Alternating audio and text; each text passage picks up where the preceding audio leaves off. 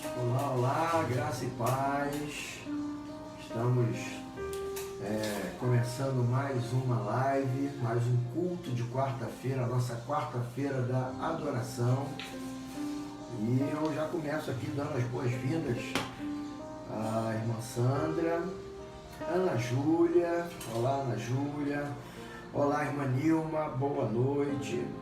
Josiane, graça e paz. Irmã Vera, bênção, hein? Graça e paz.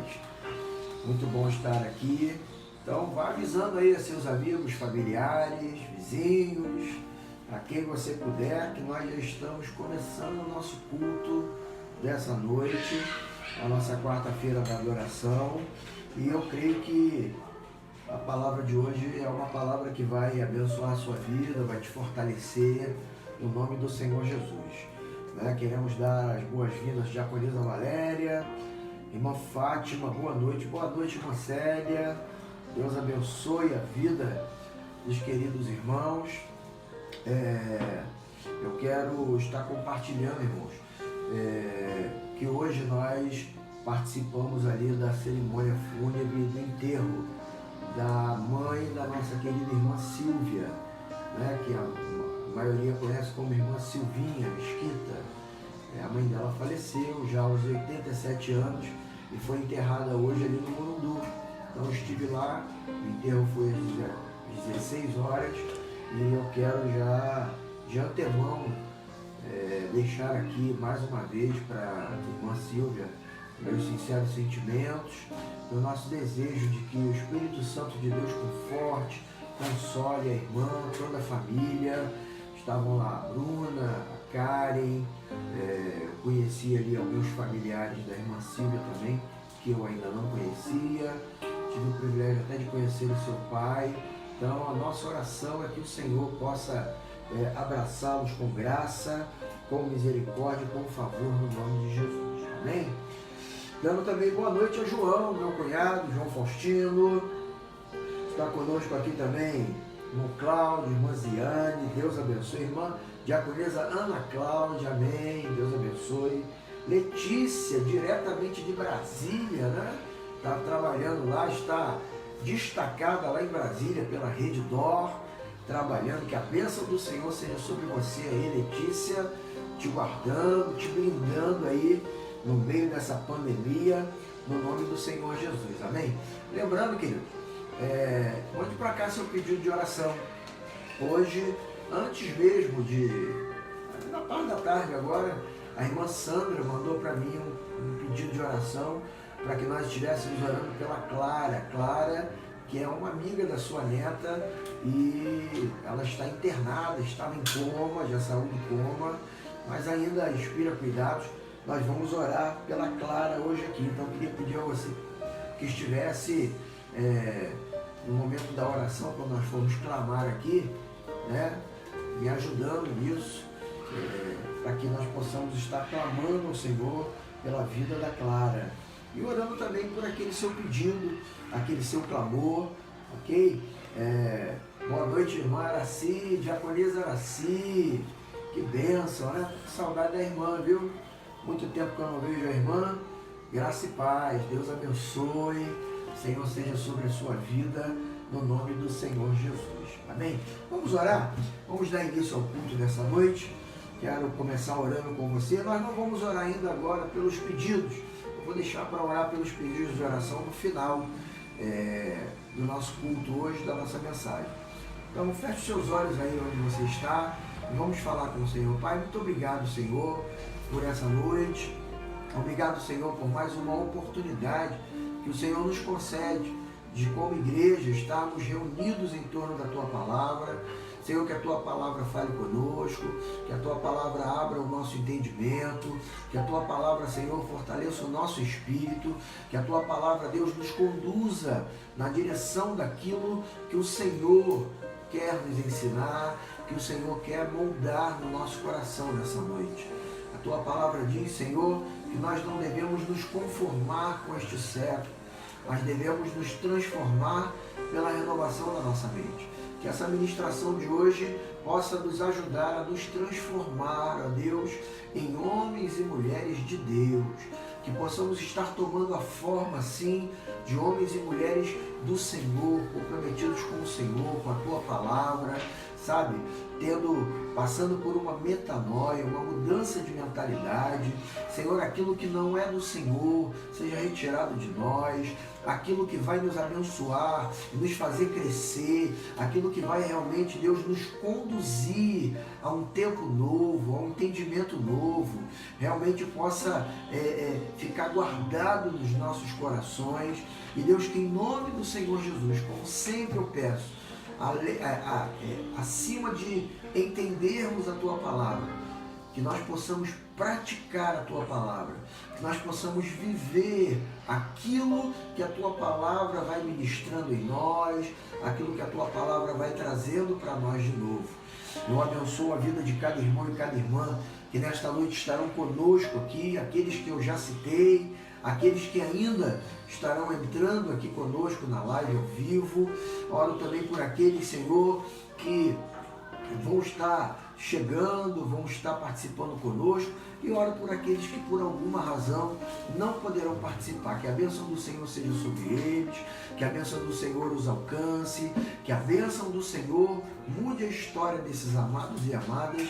É a minha oração no nome do Senhor Jesus. Amém e amém. Aleluia. Glória a Deus. Pastora também já entrou aqui conosco. Diaconisa Alice, graça e paz, irmã. Deus abençoe. No nome do Senhor Jesus. Amado, abra a sua Bíblia comigo. Primeiro livro dos Reis, capítulo 17. Primeiro livro dos Reis, capítulo 17. Nós vamos estar lendo do verso 8 até o verso 16.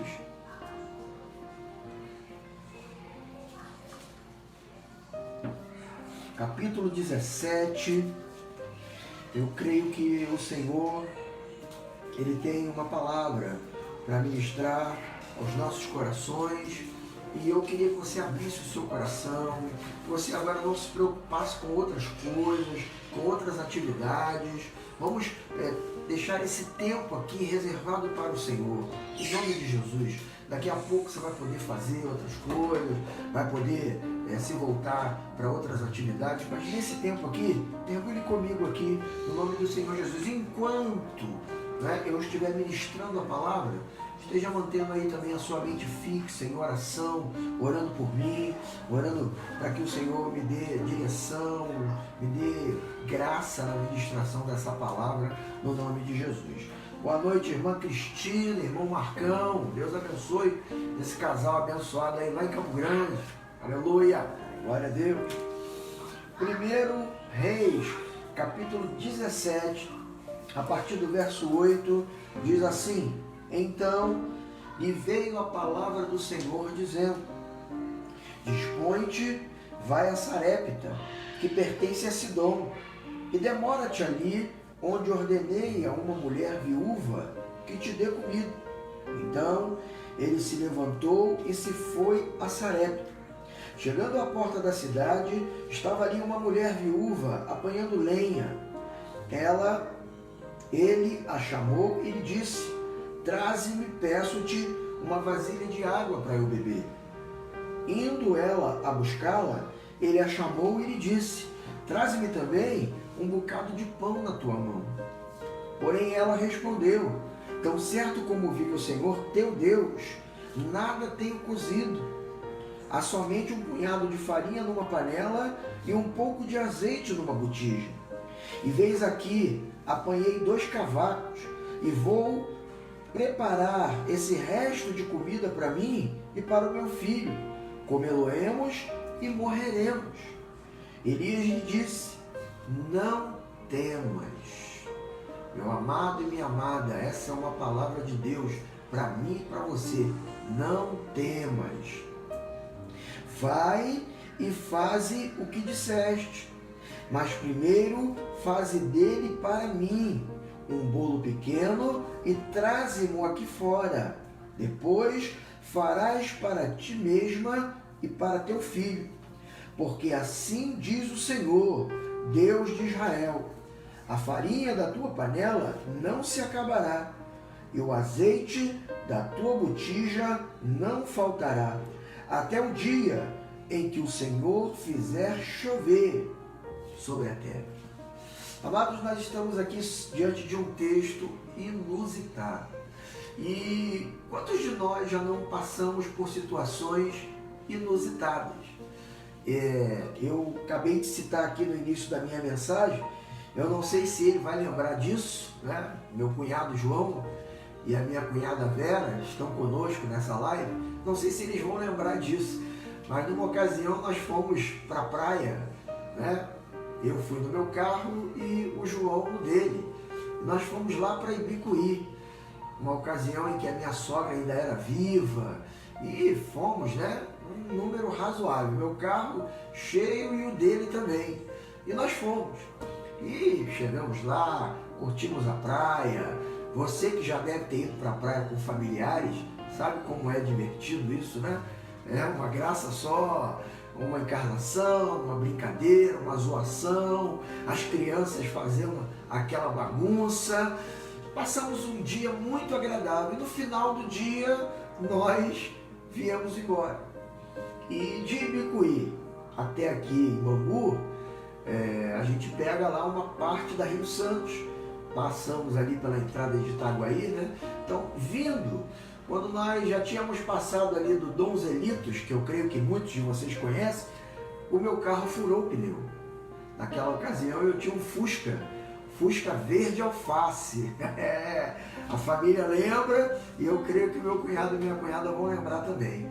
E aí, amados, eu fui trocar o pneu do carro. Só que o meu cunhado tinha um carro melhor do que o meu e ele estava na minha frente, ele foi embora. E o pneu furou, paramos o carro, eu desci e fui fazer toda aquela movimentação para trocar o pneu do meu carro. Quando eu me deparo com o fato de que o meu step estava furado também, estava vazio. E aí, amado, pneu furado, step furado, vazio, como fazer? O carro cheio, e eu então comecei a ver o que poderia fazer. E lá pelas tantas, meu cunhado voltou, me deu uma carona, a gente consertou o pneu, colocou e fomos embora. Né? O fato é que nós vivemos ali um momento inusitado, uma coisa inesperada, uma coisa fora do normal. Quantos de vocês já não passaram por isso? Quantos de vocês já não viveram uma situação assim, extremamente adversa, inoportuna? E esse texto mostra para nós uma situação assim, um momento em que aquela região passava por uma tremenda seca. E interessante que essa seca havia sido profetizada pelo próprio profeta Elias.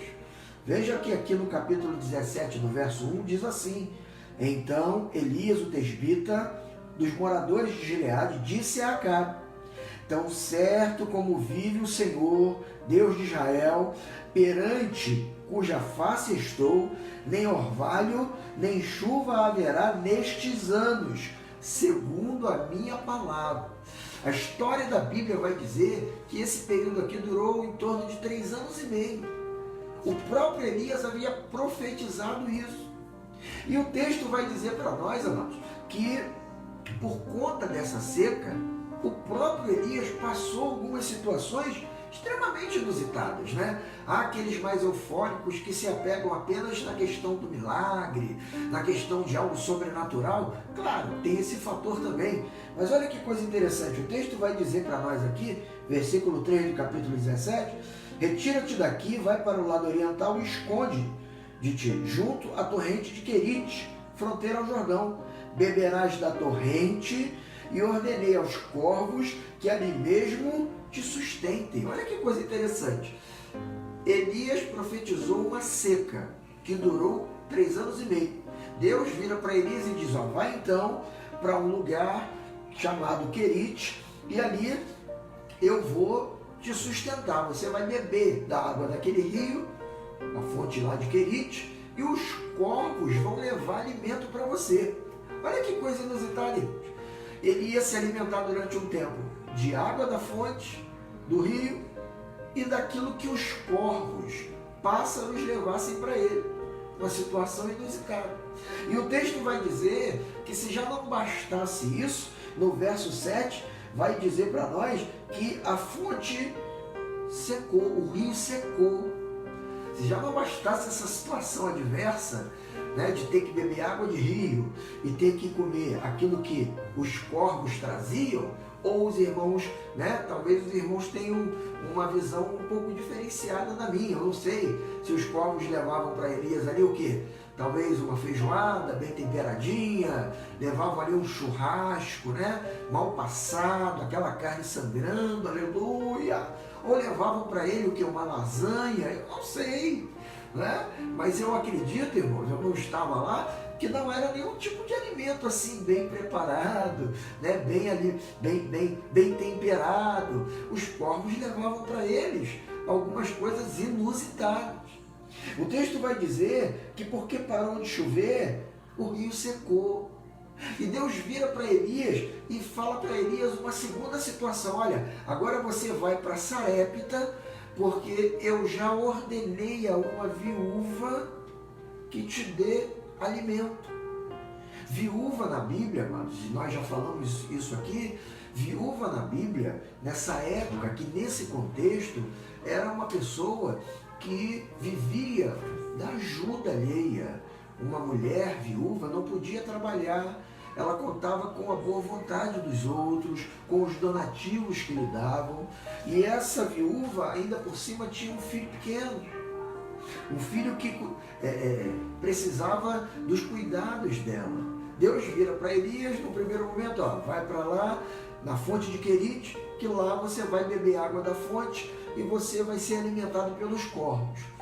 Né? Eu quero crer que talvez, se fosse eu, ia pensar isso. Talvez Elias ali, irmã Vilma, boa noite. Irmã Silvinha, graça e paz, querida, Deus abençoe. Talvez o profeta Elias pensasse assim, bom, em algum momento isso vai mudar, né? Deus vai me dar uma outra direção, um pouco mais normal, um pouco mais dentro daquilo que eu estou acostumado. Ele vira para Elias e fala, agora você vai para Sarepta, né? Uma cidade fenícia. Você vai para lá porque lá já tem uma viúva, uma mulher que vive de donativos, uma mulher que vive da generosidade alheia, que ela vai te dar o que comer. Uma situação extremamente inusitada, uma situação extremamente fora do contexto normal. E o que esse texto, irmãos, pode nos ensinar? O que esse texto pode trazer para nós, no intuito de fazer com que nós entendamos um pouco melhor a realidade em que vivemos? Porque talvez você esteja vivendo hoje uma situação inusitada para você. Uma situação que normalmente você não viveria. Uma situação que você não está conseguindo entender, compreender por que está sendo desse jeito, por que a coisa está acontecendo dessa forma, por que é que eu estou vivendo esta realidade. Né? Nós vivemos um tempo, irmãos, absurdo.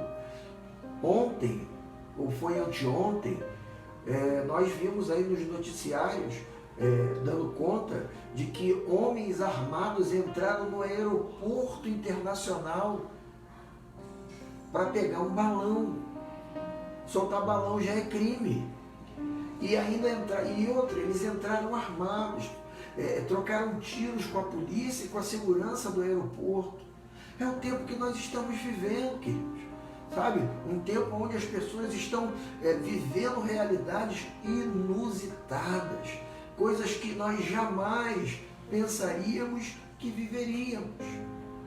Mas mesmo diante de uma situação como essa, mesmo diante de uma grande adversidade, mesmo diante de algo muito inusitado, nós sempre podemos tirar lições importantes. Sempre podemos aprender coisas que podem nos fazer não somente compreender o momento, como prosseguir em nome de Jesus. E eu quero profetizar sobre a sua vida. Você que está aí diante de uma situação muito adversa, você que está aí diante de algo que tem tirado o teu sono, que tem te inquietado, que tem te incomodado, que tem te feito sofrer, que tem te trazido uma ansiedade, né, intensa, no nome do Senhor Jesus, você vai continuar a sua caminhada, você vai prosseguir.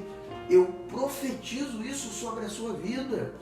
E esse é um texto, amados, que nos dá base para entender que o homem de Deus pode profetizar sim. O texto, no versículo 1, diz: nem orvalho, nem chuva haverá nesses anos, segundo a minha palavra. É Elias que está dizendo, segundo a palavra dele. Ele decretou aquilo. Portanto, amados, eu tomo posse disso aqui, dessa deliberação da Bíblia, que diz para mim e para você que homens de Deus podem liberar decretos. E ouça o que eu vou te dizer: decretos só podem ser anulados por novos decretos. Decretos anteriores precisam de novos decretos para serem anulados. Então eu libero sobre a tua vida nessa noite uma liminar espiritual. Você vai prosseguir, você vai avançar. O Senhor é sobre a sua vida.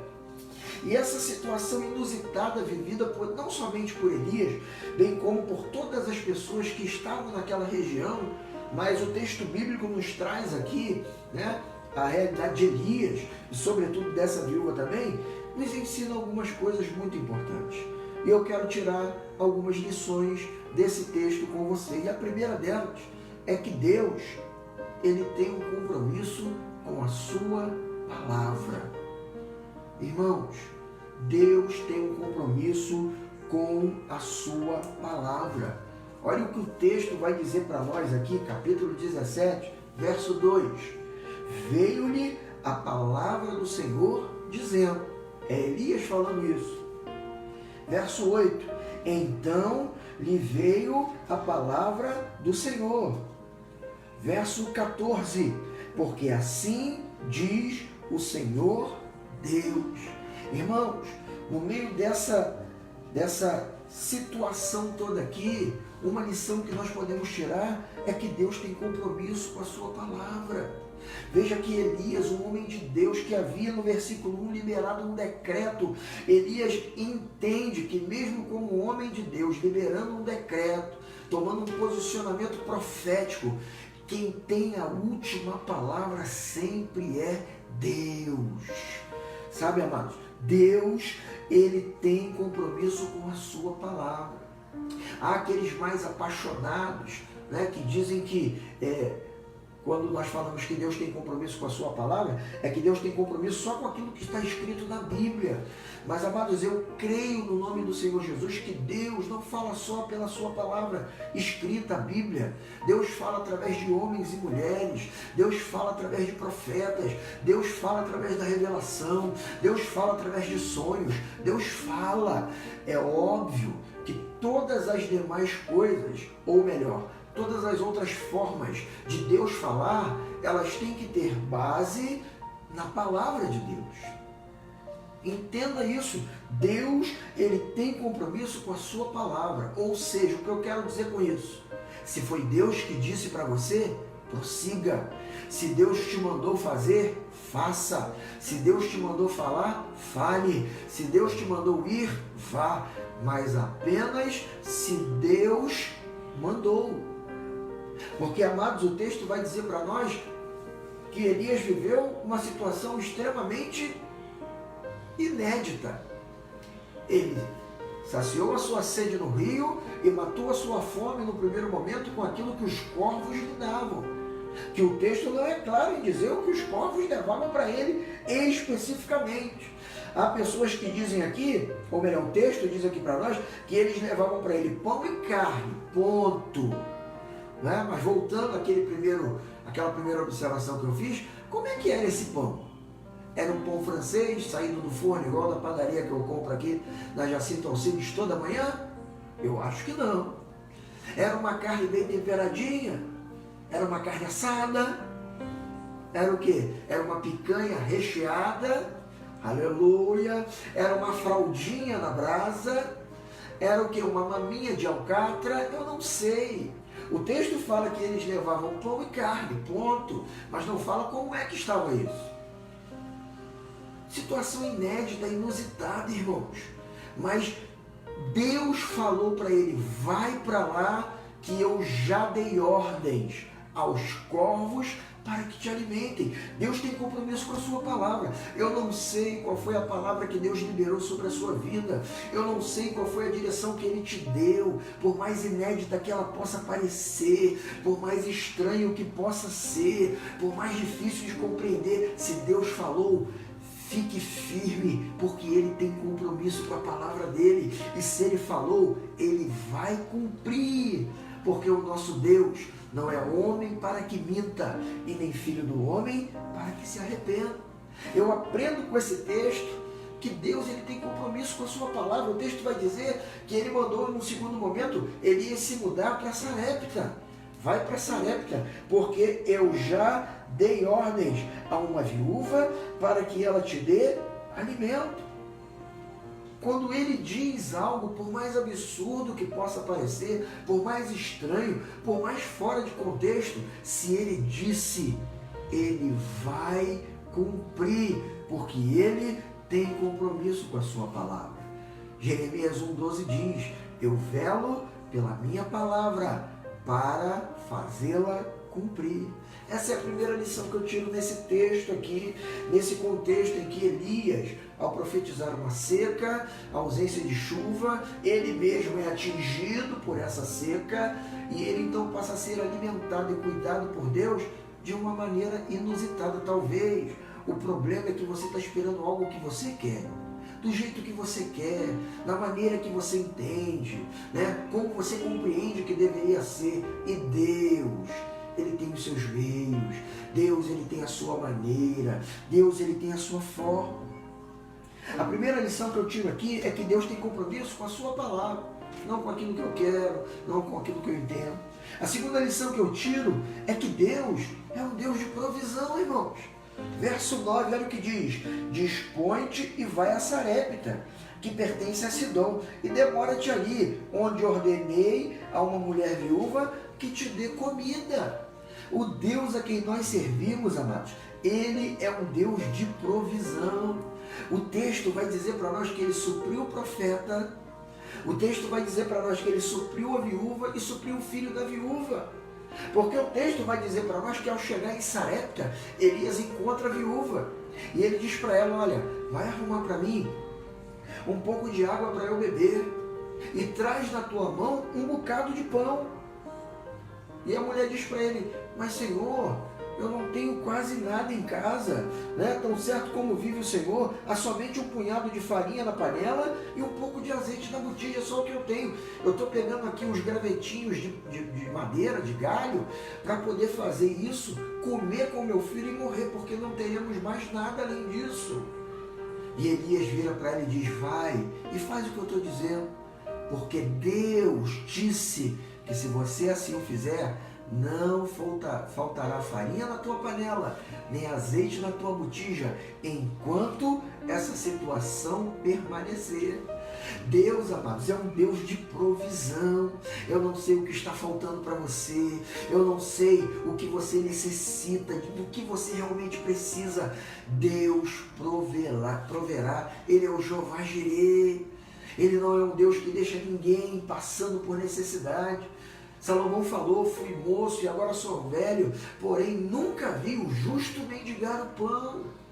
Sabe, Ele é aquele que sabe do que nós precisamos antes mesmo que nós venhamos a dizer o que queremos. A Bíblia vai dizer que ainda a palavra não chegou na nossa língua e Ele já conhece toda. Ele sabe, Ele é um Deus de provisão, sabe? Ele tem os seus improváveis meios. Talvez hoje você olhe para a sua vida, para a sua realidade, para a sua família, para a sua história e você diga, não vai ter como, não vai dar jeito, não vai ter solução. Irmãos, a minha filha arrumou um emprego, ou melhor, Deus abriu uma porta de emprego para ela em meio à pandemia, enquanto muitas pessoas E certamente alguns que estão conosco aqui nessa live perderam seu emprego, enquanto alguns tiveram seu salário reduzido, ela foi empregada, está trabalhando em meio à pandemia.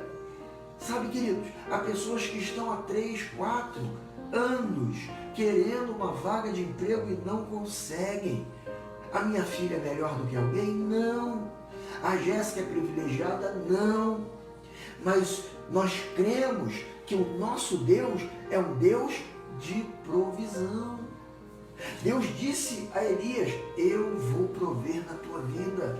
O Senhor é aquele que cuida de nós. Isaías vai dizer que Deus é um Deus tão tremendo, não há outro Deus como Ele, que trabalha por aqueles que nele esperam. E não apenas é um Deus de provisão.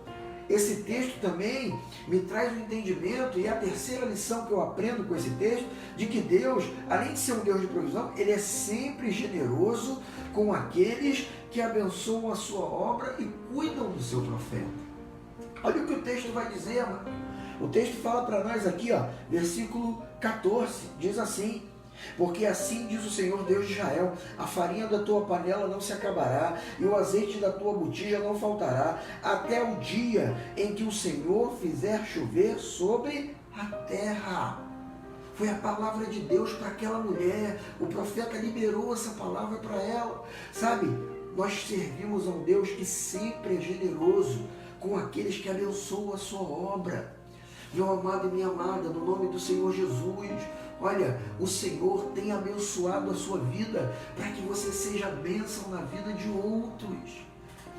Aquela mulher, ela não faltou farinha na panela, nem botija no azeite, para que ela pudesse sustentar a ela e o seu filho, mas sobretudo também ao profeta. O Senhor tem levantado você nesse tempo para abençoar a sua obra, e eu não estou falando aqui apenas de finanças, não. Você pode abençoar a obra do Senhor com o seu tempo.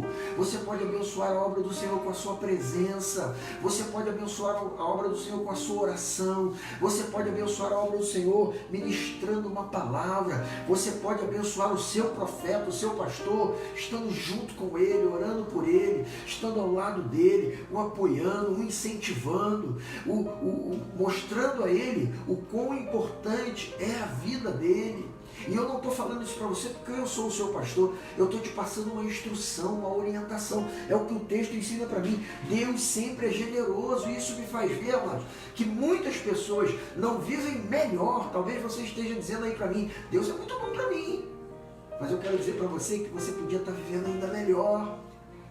E ainda que você diga: mas eu não preciso, eu não quero. Não é o que você quer ou deixa de querer, é o que Deus tem para fazer. Deus tem muito para fazer, Deus tem muito para dar, Deus tem muito para gerar, porque Deus não está focado na sua vida, Deus está focado na vida daqueles que você vai abençoar, na vida daqueles a quem você vai alimentar, na vida daqueles a quem você vai aquecer, na vida daqueles a quem você vai abrir portas, na vida daqueles a quem você vai fazer com que eles recebam um alento pela manifestação da graça de Deus através da sua vida.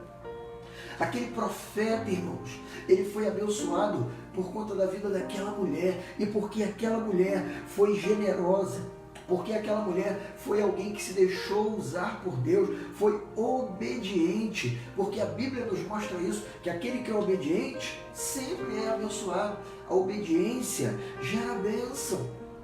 Olha os versículos 15 e 16 do capítulo 17. Foi ela e fez segundo a sua palavra, a palavra de Elias.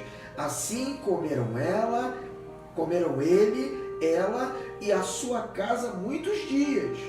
Da panela a farinha não se acabou, e da botija o azeite não faltou, segundo a palavra do Senhor, por intermédio de Elias. Então, em nome do Senhor Jesus, amados, sabe, você tem um Deus que é generoso. Ele não é um Deus que aceita barganhas. A gente não dá para receber, apesar de ser melhor dar do que receber, mas é um Deus que é generoso com aqueles que abençoam. A Bíblia vai dizer, o apóstolo Paulo que fala isso: Deus ama a quem dá com alegria.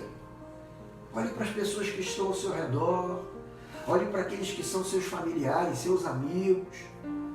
Abençoe, seja um canal de bênção. Quando Deus chamou Abraão, uma das primeiras coisas que ele disse para Abraão foi: "Se tu uma bênção". Mas a maioria dos crentes querem mudar e parafrasear essa expressão de Deus dizendo: "Seja eu abençoado". Seja você uma bênção onde você está. O que você puder fazer para abençoar alguém, faça.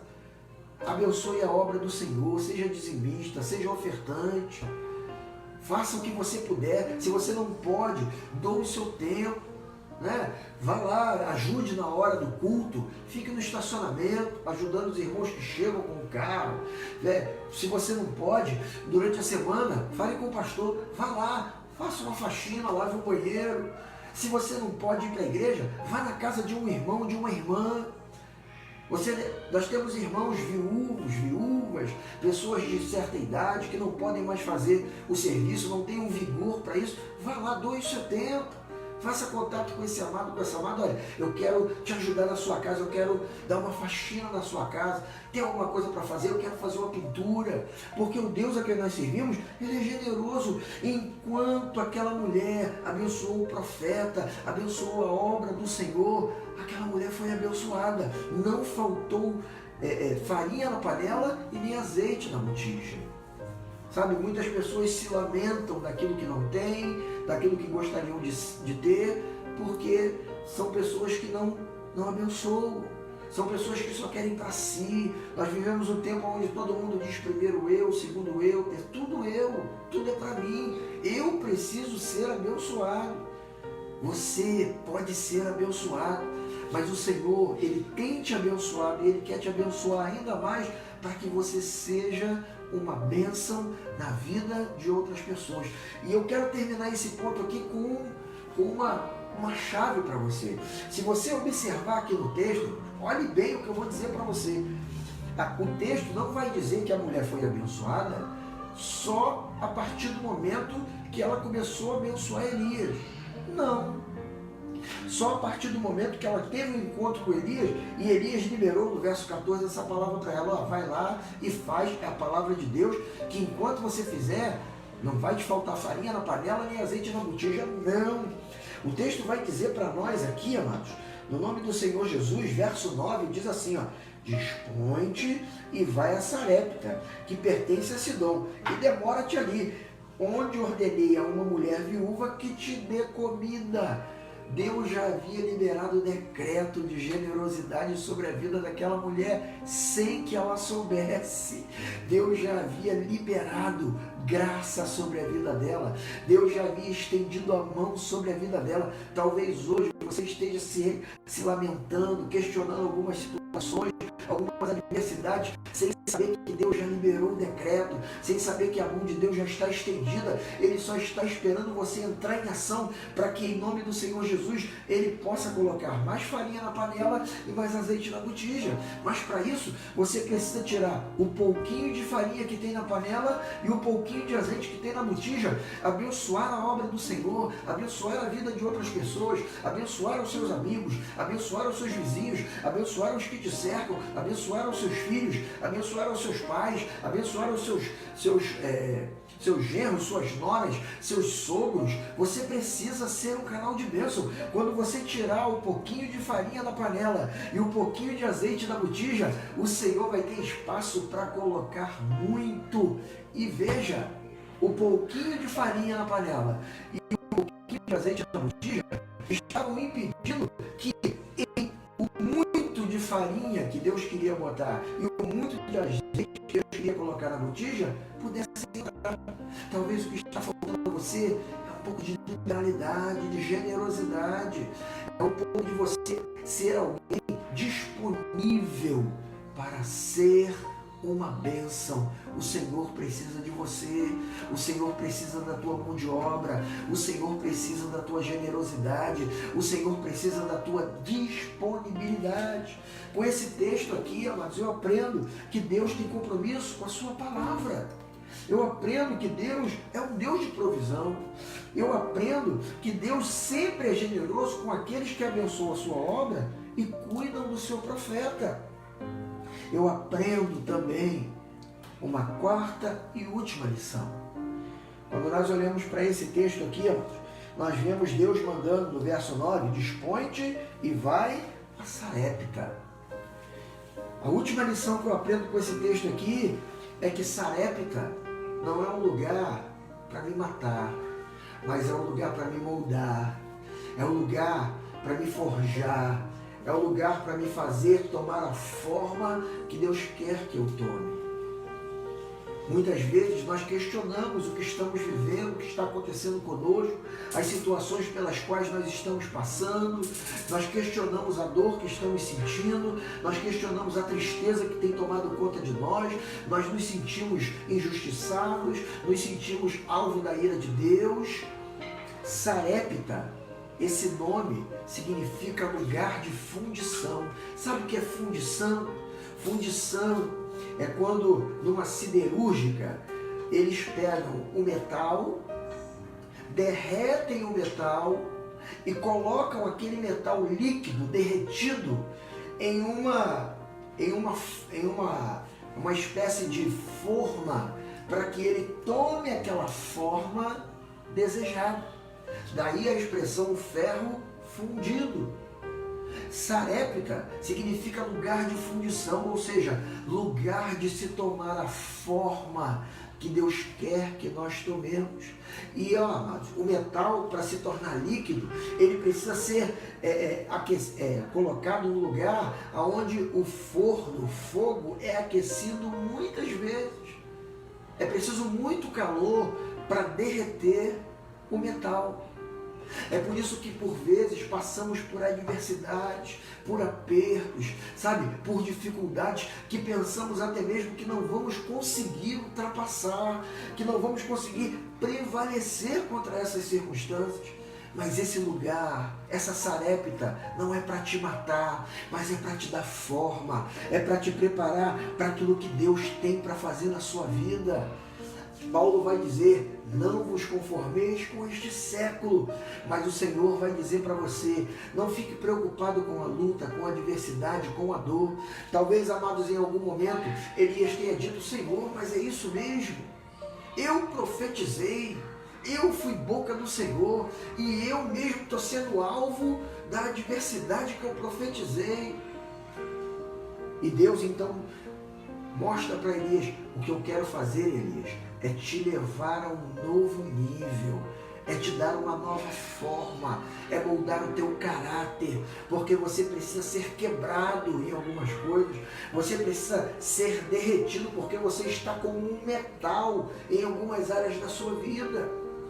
E você precisa então ser derretido para que você possa tomar a forma que me permita usar você e que me permita abençoar ainda mais a sua vida. Sabe, amados, o reino espiritual trabalha por princípios. E Deus, Ele abençoa a quem Ele quer abençoar. Ele dá graça e tem misericórdia de quem Ele quer ter misericórdia.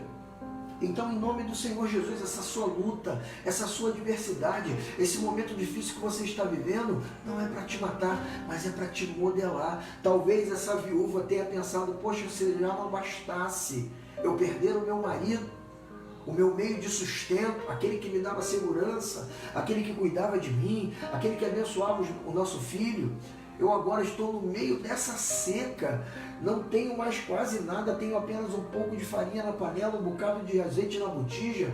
Vem esse homem e me pede para eu fazer um bolo para ele, dar para ele. Eu pensei que eu ia comer isso e ia morrer daqui a pouco, que eu não ia ter mais nada. Eu não vou nem poder comer isso.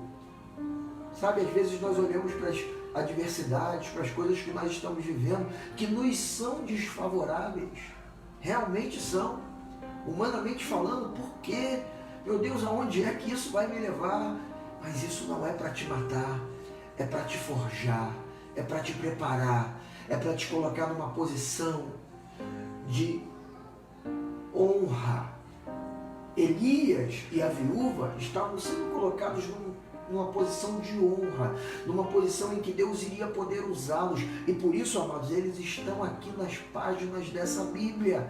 E por isso, enquanto tiver igreja, enquanto for pregado o Evangelho do Reino dos Céus, eles serão colocados como exemplo. Porque o Senhor não quis matá-los, mas quis apenas moldá-los. O Senhor está moldando você, porque Ele é um Deus que tem compromisso com a sua palavra. Aquilo que Ele te prometeu vai cumprir. Aquilo que Ele disse para você que vai acontecer, acontecerá. Aquilo que Ele disse que ia te dar, Ele vai te dar. Você só precisa esperar o tempo certo, porque há tempo para todo propósito debaixo do sol.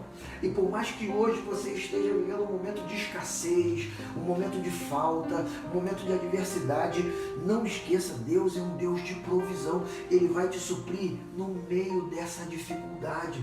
Talvez você estivesse querendo sair dessa situação, talvez Elias tivesse pensado nisso: poxa, Senhor, me leva de volta para o palácio, me leva de volta para a cidade, me leva de volta para outro lugar. Mas Deus, Ele vai te suprir aí, no meio dessa dificuldade. Deus é generoso com aqueles que abençoam a sua obra. Sarepta não é um lugar fácil. Sarepta é um lugar intenso. Sarepta é um lugar complicado. Sarepta é um lugar de tristeza. Sarepta é um lugar de dor. Mas esse não será o lugar da sua morte. Pelo contrário, será o lugar da honra do Senhor na sua vida, no nome de Jesus. Amém? Que Deus abençoe você, sua família. Temos aqui alguns pedidos de oração. Nós vamos estar orando. A irmã Vera, minha cunhada, pede para nós agradecermos ao Senhor, pois o resultado da biópsia que ela fez deu negativo. Aleluia, glória a Deus, né? E pede oração pela sua saúde, né? A oração pela saúde do João, meu cunhado, e também pela saúde do Lucas, filho dela. Então vamos estar orando pela saúde dessa família bendita do Senhor. A irmã Célia pede oração pela saúde da dona Aurelina. Dona Aurelina, nossa querida irmã, que todos conhecem, a maioria, né? Ela está com 87 anos. Essa semana eu tive levando ela ao médico junto com a irmã Célia, porque ela tomou um tombo e quebrou o ombro aqui, né? Quebrou uma parte aqui do osso da clavícula dela, colocou uma tipóia.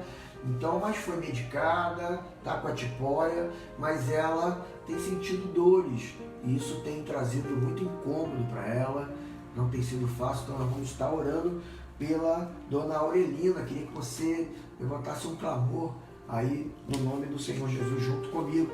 E tem mais um pedido aqui, irmão Adilson pede orações, pois ele está com dores no quadril. Vamos orar pelo irmão Adilson também. E lembrando de orar pela Clara, amiga da neta da nossa irmã Sandra, ok? Esposa do Toninho. Vamos estar orando por esses pedidos aqui. Queria que você que está aí na sua casa, né, você estendesse a sua mão como um ato profético para nós estarmos clamando por esses pedidos aqui. Senhor, nós louvamos o Teu nome porque Tu és um Deus que tem compromisso com a Sua palavra. Isso significa que todas as promessas do Senhor na Sua palavra e as que o Senhor fez a cada um de nós, no nosso momento secreto, elas hão de se cumprir, porque Tu és um Deus que cumpre. Tu és um Deus de provisão.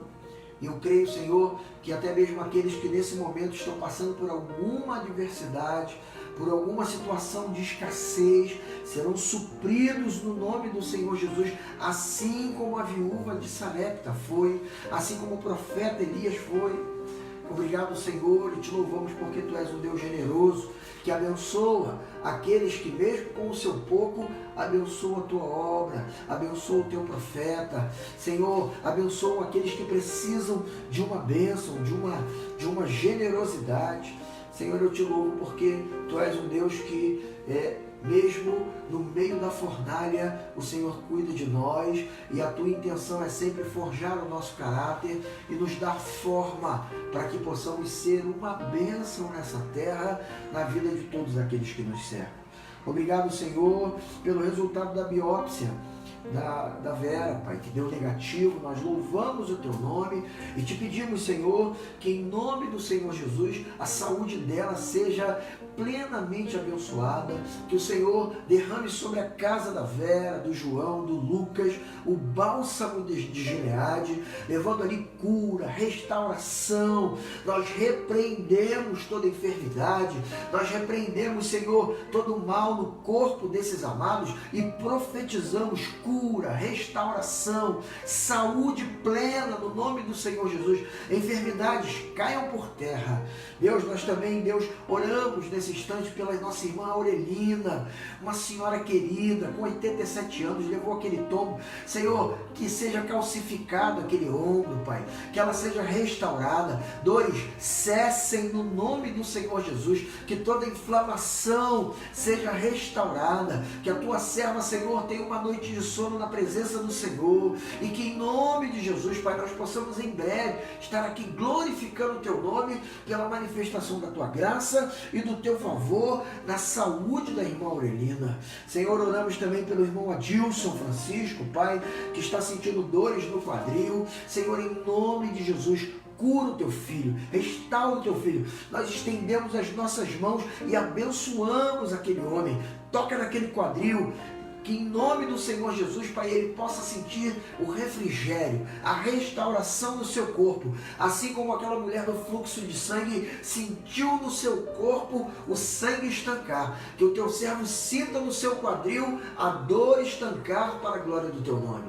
Oramos também pela Clara, Senhor, que não conhecemos, Pai, mas abençoamos a vida desta jovem, ela que estava em coma, saiu do coma, mas ainda está naquele hospital. Abençoa a sua vida, sê com ela, glorifica o teu nome naquela situação, que aquele quarto de hospital, Senhor, seja invadido pela tua presença, e que tanto ela como aqueles que estão junto dela lá sintam o mover do Senhor naquele lugar. E Deus, que em nome do Senhor Jesus, o Senhor também invada lá a casa da Vera e do João, que o Senhor também, Pai, possa invadir a casa da dona Aurelina com a tua santa presença, com a tua gloriosa paz, e em nome do Senhor Jesus, Pai, que o poder do Senhor seja manifesto para a glória do teu nome, que o irmão Adilson, Pai, possa testemunhar também, que cada um desses irmãos sejam testemunhos vivos da manifestação do teu poder.